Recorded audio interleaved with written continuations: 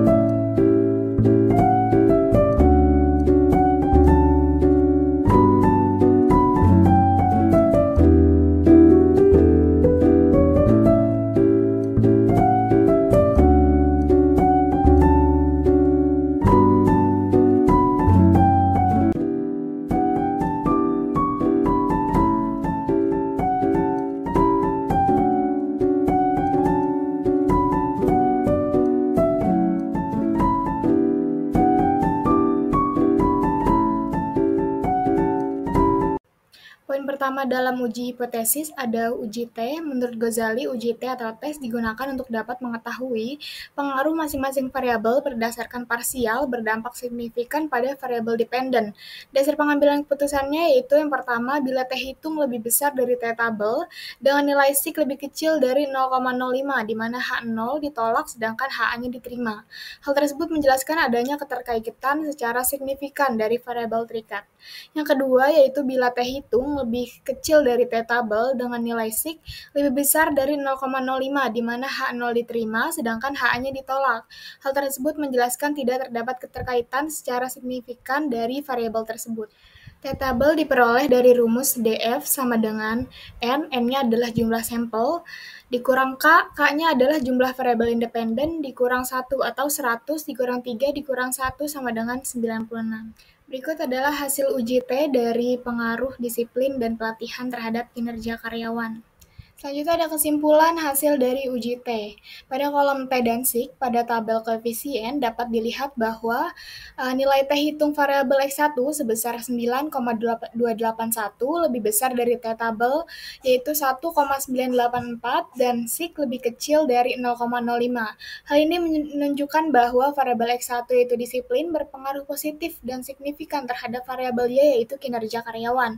Yang kedua, nilai T hitung variabel X2 sebesar 3,001 lebih besar dari T tabel yaitu 1,984 dan nilai sig lebih kecil dari 0,05. Hal ini menunjukkan bahwa variabel X2 yaitu pelatihan berpengaruh positif dan signifikan terhadap variabel Y yaitu kinerja karyawan. Selanjutnya ada uji F. Uji F menunjukkan apakah dari variabel independen secara bersama-sama dapat berpengaruh secara signifikan terhadap variabel dependen. Dasar pengambilan keputusan yang pertama, jika sig lebih kecil dari 0,05 atau F hitung lebih besar dari F tabel, maka terdapat pengaruh variabel X secara simultan terhadap variabel Y. Yang kedua, jika sig lebih besar dari 0,05 atau F hitung lebih kecil dari F tabel, maka tidak terdapat pengaruh variabel X secara simultan terhadap variabel Y. F-tabel dapat diperoleh dari tabel statistik dengan signifikan 0,05. DF1 sama dengan K, K-nya itu jumlah variabel dikurang 1, atau 3 dikurang 1 sama dengan 2. Dan DF2 sama dengan N, N-nya itu jumlah data atau sampel dikurang K, K-nya jumlah variabel, atau 100 dikurang 3 sama dengan 97. Maka didapatkan pada F-tabel adalah 2,70. Berikut adalah hasil dari uji F.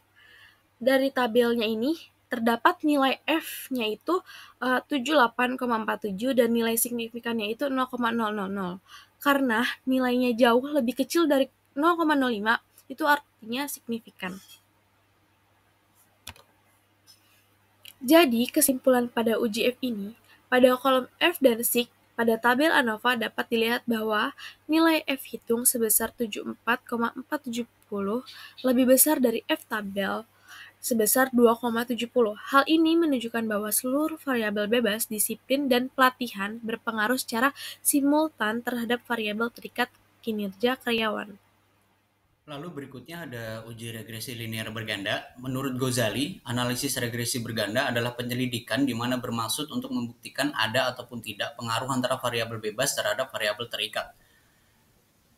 Dan untuk berikut adalah untuk bentuk pemodelan yang digunakan dalam penelitian ini, di mana Y sama dengan A ditambah B1X1 ditambah B2X2 ditambah sigma BNXN, di mana Y merupakan kinerja karyawan, A merupakan konstanta atau nilai tetap, B1 dan B2 menunjukkan koefisien regresi atau nilai pendugaan, X1 menunjukkan disiplin, dan X2 menunjukkan variabel pelatihan.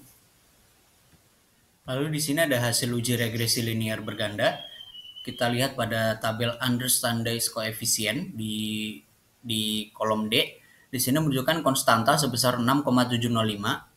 Lalu X1, variabel X1 menunjukkan nilai 0,643 dan variabel X2 menunjukkan nilai 0,229. Dari tabel koefisien sebelumnya, didapatkan hasil perhitungan uji regresi linear berganda, yaitu Y sama dengan 6,705 ditambah 0,643 X1 ditambah 0,229 X2, di mana Y merupakan kinerja karyawan atau variabel dependent atau variabel terikat, dan X1 merupakan variabel X1 atau disiplin, X2 merupakan variabel X2 atau variabel pelatihan, di mana 0,705 itu menunjukkan konstanta nilai Y ketika X1 dan X2 0. Maka kinerja karyawan akan tetap pada nilai 6,705. 0,643 atau variabel X1 hasil koefisien regresi X1, maka menunjukkan setiap peningkatan satu satuan pada variabel X1 akan meningkatkan kinerja karyawan sebesar 0,643 satuan dengan asumsi pelatihan tetap. Lalu untuk 0,229 adalah hasil dari koefisien regresi X2, menunjukkan setiap peningkatan satu satuan pada pelatihan akan meningkatkan kinerja karyawan sebesar 0,229 satuan dengan asumsi disiplin tetap. Nah, dapat disimpulkan dari uji regresi linear berganda ini bahwa pada kolom beta atau B di understandized coefficient dapat dilihat bahwa nilai konstan sebesar 6,705 dan bersifat positif. Hal ini menunjukkan bahwa meski tidak ada pengaruh dari variabel X1 dan X2, maka kinerja karyawan variabel atau variabel Y tetap sebesar 6,705. Dan yang kedua, nilai variabel X1 sebesar 0,643 dan bernilai positif. Hal ini menunjukkan bahwa jika variabel X1 mengalami peningkatan sebesar satu satuan, maka kinerja karyawan atau variabel Y akan meningkat sebesar 0,643 satuan dengan asumsi variabel lain bernilai 0. Lalu yang ketiga dan terakhir, nilai variabel Y X2 sebesar 0,229 dan bernilai positif. Hal ini menunjukkan bahwa jika variabel X2 mengalami peningkatan sebesar satu satuan, maka kinerja karyawan atau variabel Y akan meningkat sebesar 0,229 satuan dengan asumsi variabel lain bernilai 0. Uji koefisien determinasi. Menurut Ghazali, koefisien ini menunjukkan seberapa besar persentase variasi variabel independen yang digunakan dalam model mampu menjelaskan variasi variabel dependen. Dasar pengambilan keputusan. Yang pertama, apabila hasil R mendekati 0, menunjukkan kontribusi variabel independen terhadap variabel dependen secara simultan semakin lemah, maka model dikatakan kurang layak. Yang kedua, apabila hasil R mendekati 1 menunjukkan kontribusi variabel independen terhadap variabel dependen secara simultan semakin kuat, maka model dikatakan kuat. Berikut tabel hasil dari uji koefisien determinasi. Bisa kita lihat pada kolom R square change, terdapat nilai 0,618%, maka sumbangan variabel disiplin dan pelatihan dalam mempengaruhi variabel kinerja karyawan memberikan kontribusi sebesar 61,8%. Kesimpulan hasil uji koefisien determinasi. Pada kolom R square terdapat nilai sebesar 0,618 jika dikonversi ke persentase menjadi 61,8%, maka sumbangan variabel disiplin dan pelatihan dalam mempengaruhi variabel kinerja karyawan memberikan kontribusi sebesar 61,8%, sisanya sebesar 38,2% dipengaruhi oleh variabel lain di luar dari penelitian ini. Berikut adalah hasil kesimpulan dari presentasi kelompok kami. Yang pertama, berdasarkan uji T, nilai T hitung variabel disiplin dan pelatihan lebih besar dari T-tabel. Hal ini menunjukkan bahwa kualitas produk dan pelayanan berpengaruh parsial dan signifikan terhadap kinerja karyawan. Selanjutnya, berdasarkan uji F, nilai F hitung variabel disiplin dan pelatihan lebih besar dari F-tabel. Hal ini menunjukkan bahwa disiplin dan pelatihan berpengaruh simultan dan signifikan terhadap kinerja karyawan. Selanjutnya, berdasarkan analisis regresi linear berganda, diperoleh persamaan Y sama dengan 6,705 ditambah 0,643 X1 ditambah 0,229 X2 yang menunjukkan bahwa disiplin X1 dan pelatihan X2 berpengaruh positif terhadap kinerja karyawan atau Y. Setiap kenaikan satu satuan disiplin meningkatkan kinerja sebesar 0,643 satuan, sementara pelatihan memberikan pengaruh lebih kecil, yaitu 0,229 satuan, nilai konstanta, yaitu 6,705, mengindikasikan bahwa tanpa adanya disiplin dan pelatihan, kinerja karyawan tetap adanya tingkat dasar tersebut.